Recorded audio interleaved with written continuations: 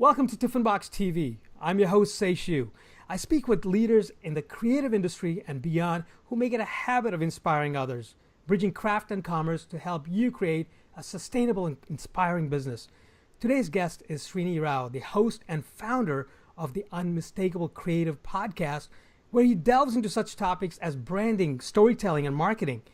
Things like you and I are probably really interested about. He has written a couple of books as well, The Art of Being Unmistakable being one of them. We're going to talk about his other book, which is coming out real soon on August 2nd. He's got an economics degree from the University of California, Berkeley, and an MBA from Pepperdine University. He's more than just all of that. He's also a cool surfer, man. So welcome to the show, Srini. Thanks for having me. I know it was a very serious introduction, but my God, you are like Mr. Cool. So let's jump in and talk about your background in all of this, in economics and marketing and branding. I mean, how did you get interested in this topic in the first place?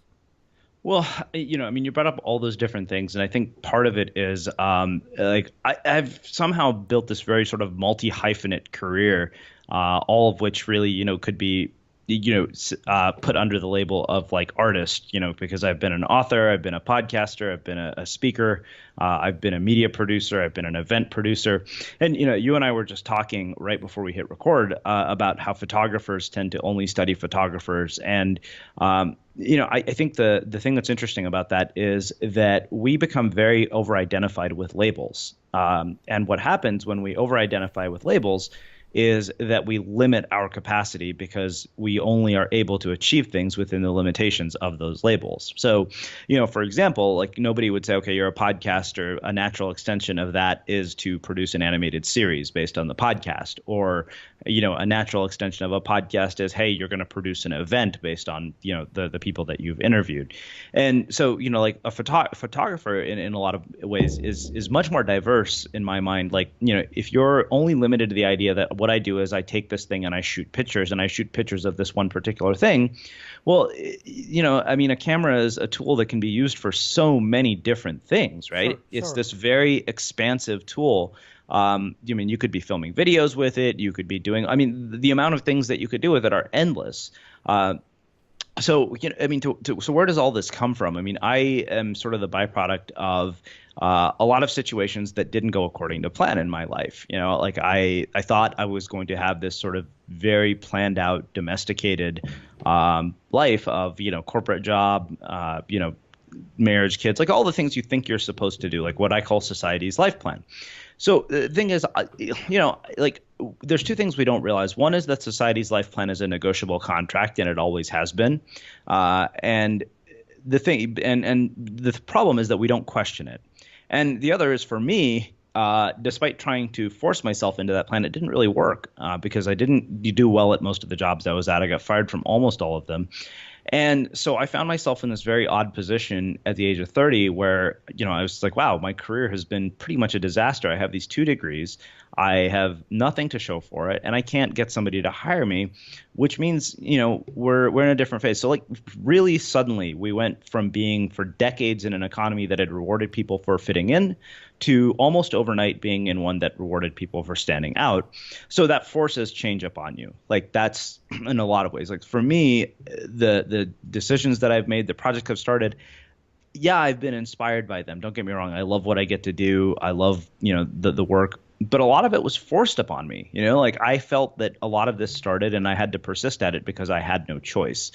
And so that has led to this very sort of multi-hyphenate career of doing all of these things. But the sort of core, like if we were looking at it as sort of a hub and spoke, the hub is the podcast and all the other things that come out of it are the spokes.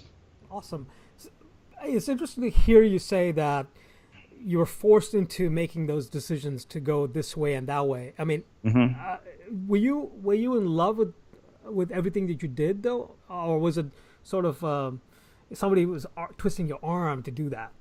What do you mean? Was I in love with my jobs, or what I'm doing now?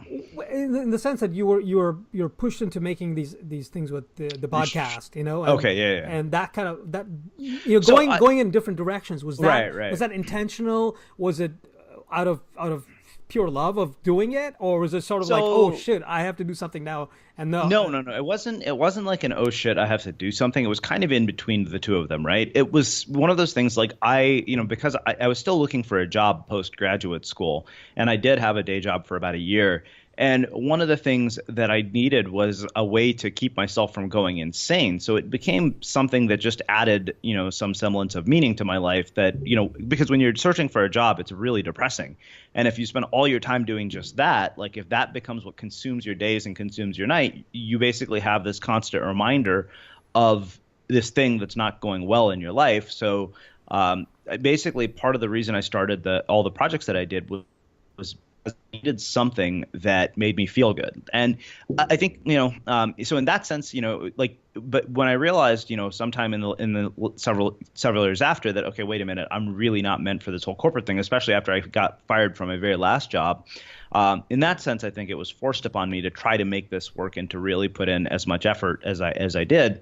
But I mean, I was always intrinsically motivated by this stuff. I don't know why. I can't quite, describe that, but it was one of those things where like motivation was never an issue for me with this. I mean, it sure as hell wasn't everything else I did in my life, but I didn't, nobody had to force me to wake up and do this, awesome. It was kind of like, okay, I'm going to get up and I'm going to do this every day, and I'm going to get up at 5 a.m. if I have to, and I will work at it. Because, let's just look at the example of writing a book, right? People think that, okay, the publisher contacts you and suddenly you're like rich, famous, and everything is perfect.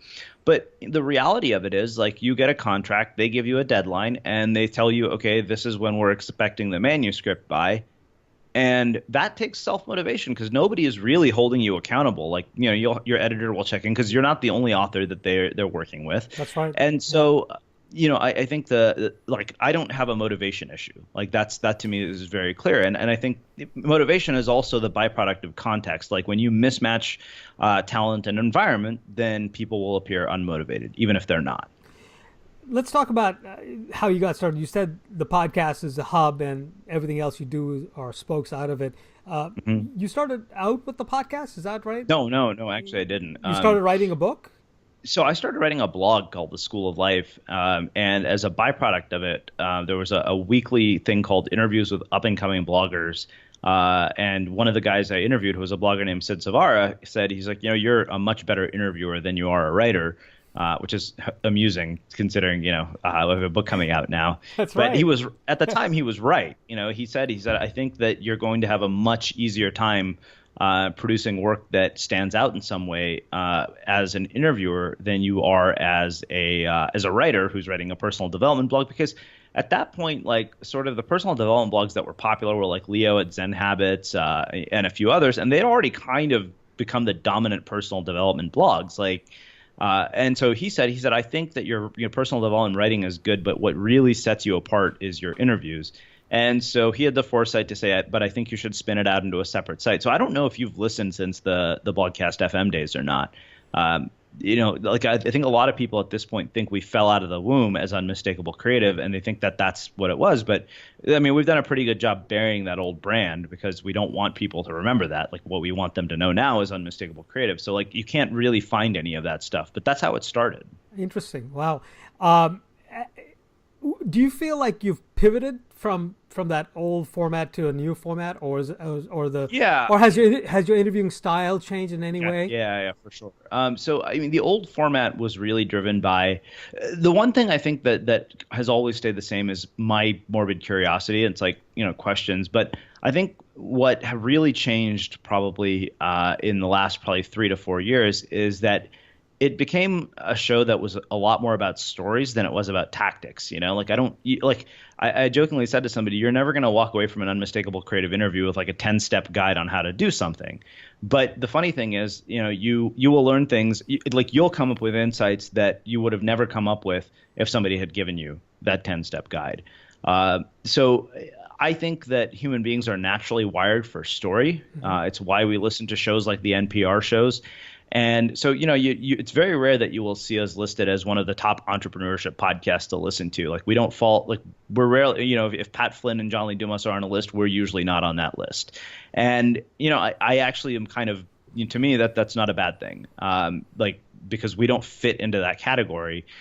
so the big change I think really was that the show became more about stories than it did about tactics because and not only that, when it became a story focused show, it opened up a world of possibilities in terms of who we could have as guests. It was no longer a show about blogging or online marketing. And the thing we knew that really kind of led to that insight was we consistently heard from people who weren't like bloggers or online marketers who listened to the show for entertainment purposes. And they would say, this show is not just about blogs. And one of my very good friends said that he actually enjoyed all the interviews where it wasn't just about that, whereas he didn't care about the other ones. And I was like, okay, well, that means that if we want to reach a more mainstream audience, like if we want to reach an audience that enjoys the content for entertainment's sake, we're going to have to really make some changes. So I think, in one way, we're kind of like this odd blend of entertainment and education, but I think we prioritize entertainment over education. Oh, that's interesting. Wow. Yeah. One of the things you say on your website is that extracting unmistakable stories out of people is my superpower. Yeah. Like, how did you arrive at that? Like, how did you, I mean, was it because your friend told you that you're great at interviews, or were you naturally like inclined to be curious? And so you ask questions and boom, you have a conversation.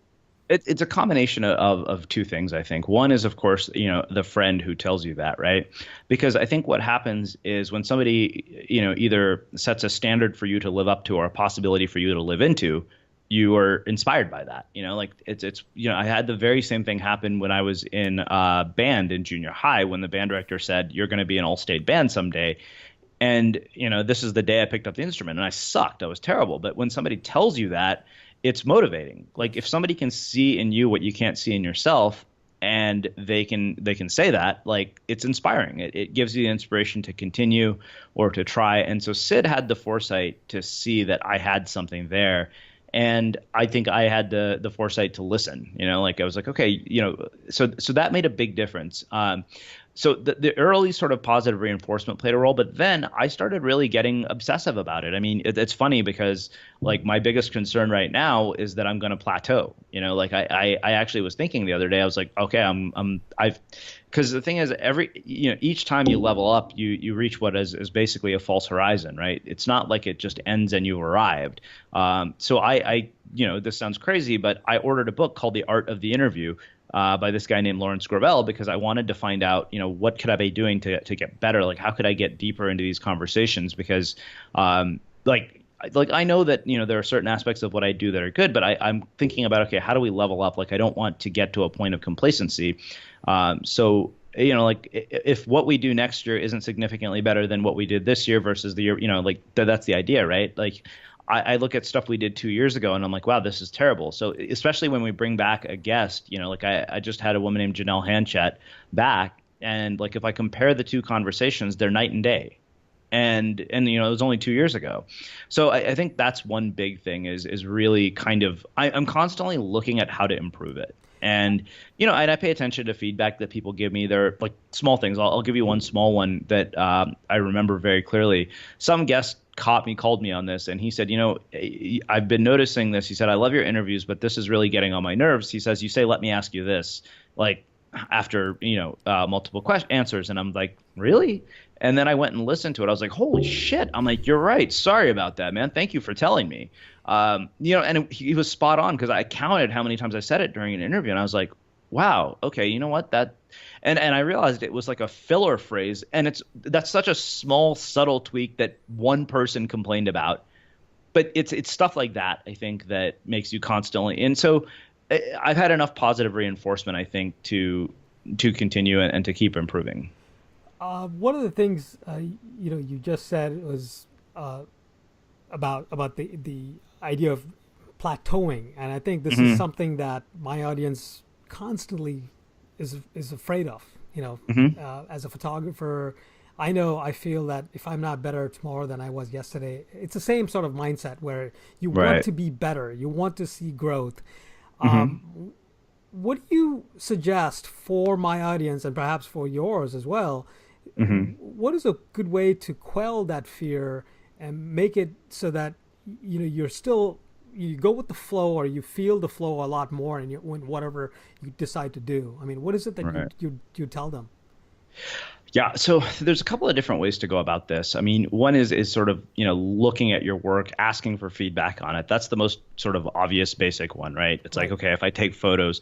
The other is just producing a ton of work. And then the third one, which is one of my personal favorites, is to explore stuff outside of your primary art form. So like if you're a photographer, maybe you go in and you take a painting class. Why? Because you'll see things through the lens that you wouldn't have seen without being a painter.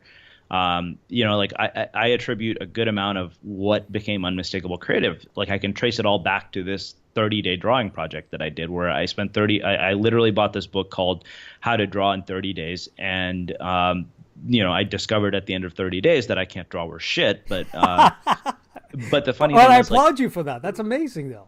so and I documented the whole thing on Instagram. You can actually go, like, you have to go pretty deep into my Instagram feed to see it. But Cool.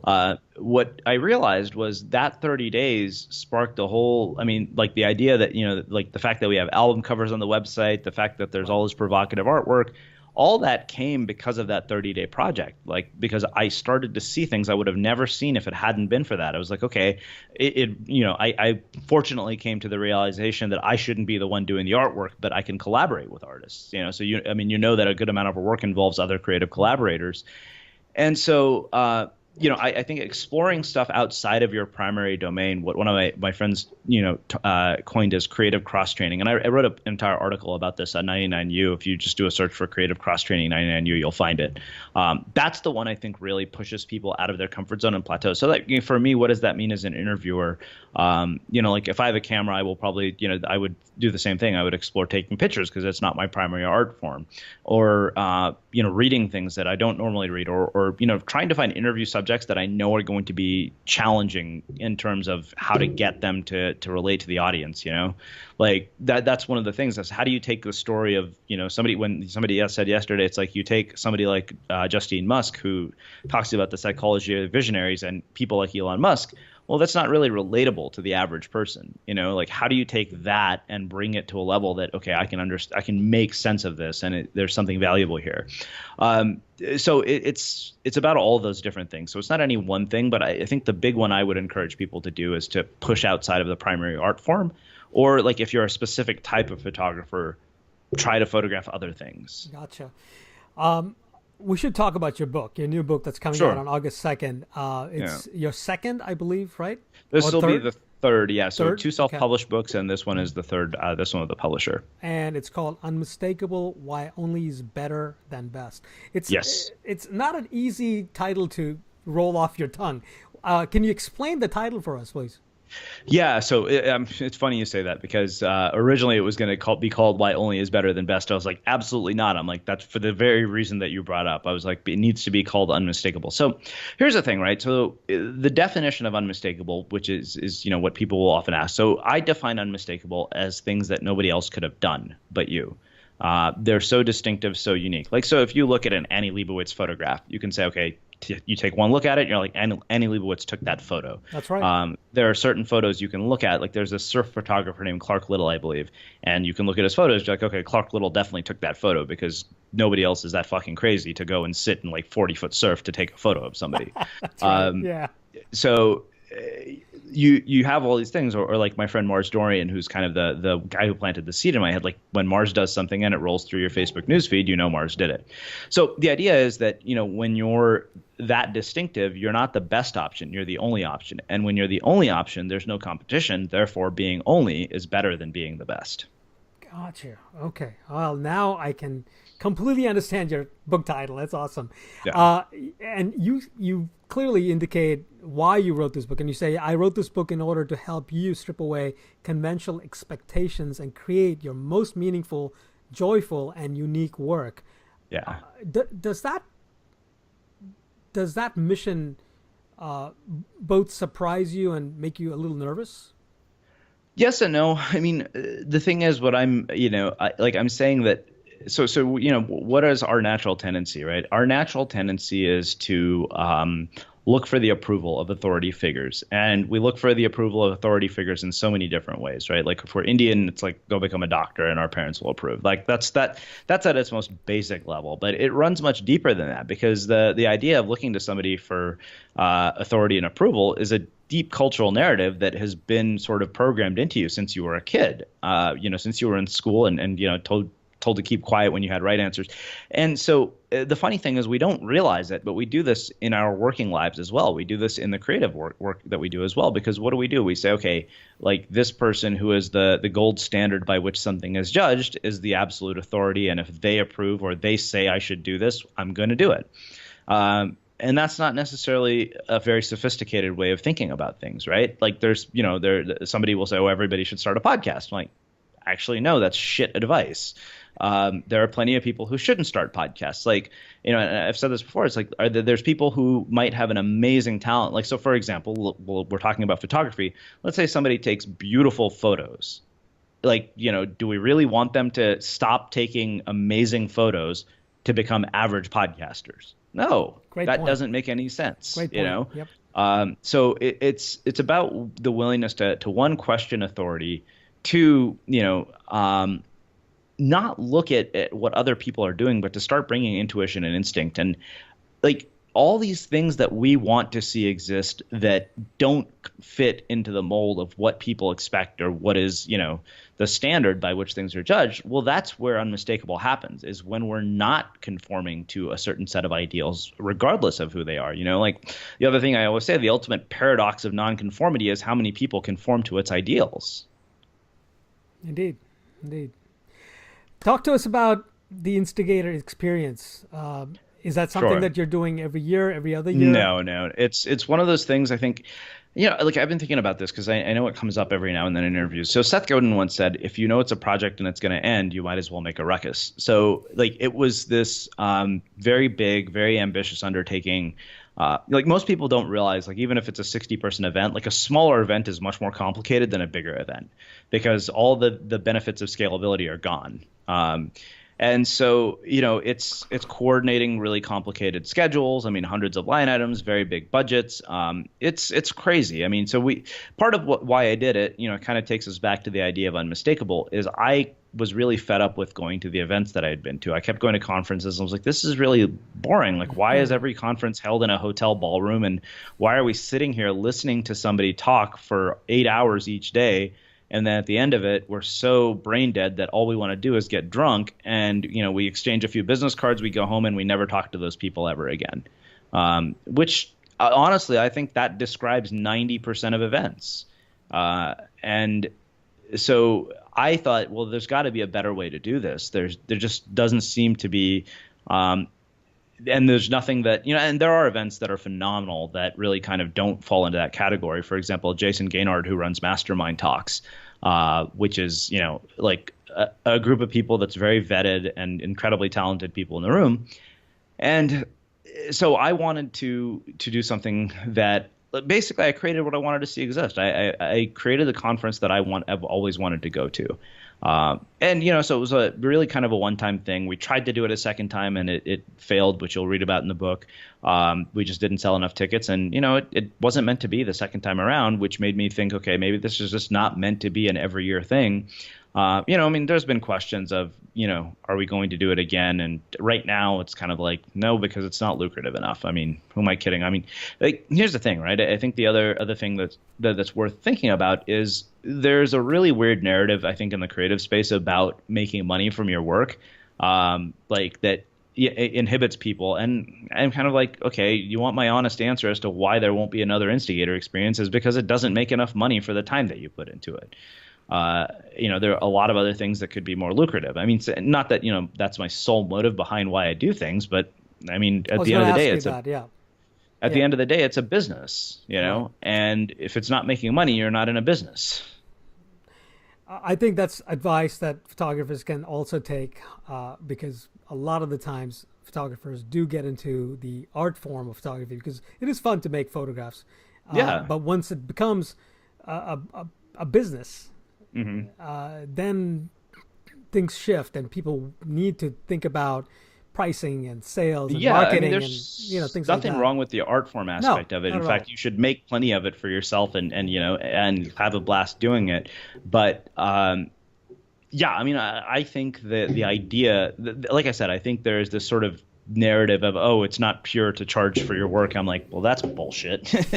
Yeah.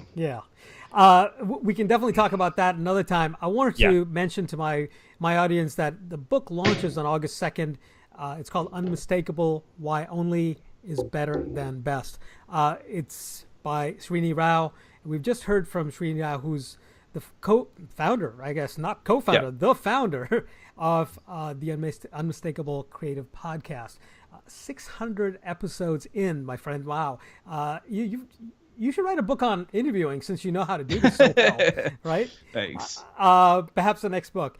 Thank you so much for joining us today. I really appreciate the time, and I look forward to reading the book. Thanks. Take care.